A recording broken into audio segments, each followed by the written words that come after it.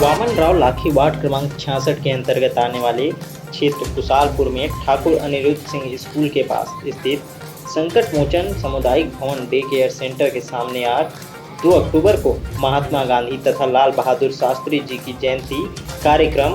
मन्नू विजेता यादव जोन अध्यक्ष एवं पार्षद वामन राव लाठी वार्ड क्रमांक 66 की अध्यक्षता में किया गया। इस कार्यक्रम में मुख्य रूप से उपस्थित रहे मनोज सिंह ठाकुर, मनोहर साहू,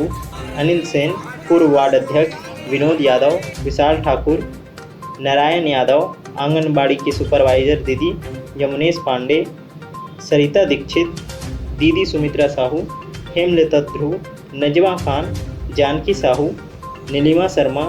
तथा वार्ड के सभी गणमान्य नागरिकों की उपस्थिति में जयंती का कार्यक्रम बहुत ही धूमधाम से किया गया तथा राष्ट्रपिता महात्मा गांधी जी की जयंती के उपलक्ष्य में वार्ड में प्रभात फेरी भी लगाई गई। जय किसान, भारत माता की जय।